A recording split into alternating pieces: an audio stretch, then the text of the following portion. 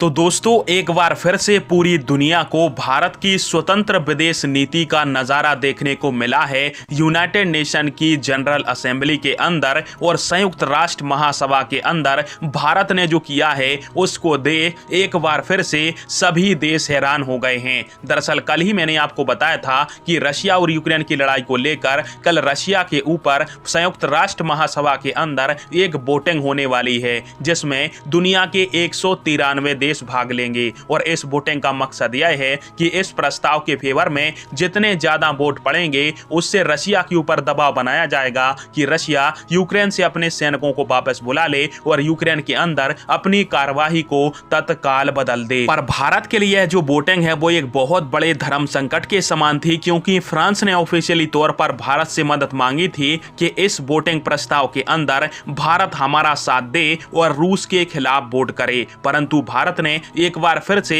अपनी स्वतंत्र विदेश नीति को दर्शाया है और एक बार फिर से रशिया पर वोटिंग से भारत ने एब्सटेन कर दिया है। दरअसल इस प्रस्ताव को लेकर कुल 193 वोट पड़े, जिसमें से 141 देशों ने इस प्रस्ताव का समर्थन किया, 32 देशों ने इस प्रस्ताव से दूरी बना ली और 7 देशों ने इस वोटिंग के अंदर रशिया का समर्थन किया है। यानी 7 देशों ने संयुक्त राष्ट्र महासभा के इस प्रस्ताव का विरोध किया है। वहीं पर आप सभी के मन में प्रश्न उठेगा कि आखिरकार चाइना ने क्या किया? भारत ने तो एब्सटेन कर दिया, चाइना ने क्या रूस का साथ दिया? तो इसके ऊपर मैं कहूंगा नहीं, चाइना ने भी भारत की तरह एब्सटेन कर दिया है और स्क्रीन के ऊपर आप सभी आर्टिकल भी देख सकते हो। वैसे भी भारत ने अपनी विदेश नीति को इस प्रकार से दर्शाया है, क्योंकि जब भारत के विदेश मंत्री अजय शंकर साहब जी से यूनाइटेड नेशन के अंदर सवाल पूछा गया था कि रूस और यूक्रेन में आप किसकी साइड हो, तो भारत ने कहा था कि हम शांति की साइड हैं और हम चाहते हैं कि जितने जल्दी हो सके बातचीत और कूटनीति के माध्यम से ही इस मुद्दे को सुलझाया जाना चाहिए। वैसे भी आप सभी जानते हो कि यदि भारत इस प्रस्ताव का सपोर्ट करता तो हम रशिया के खिलाफ खड़े हो जाते,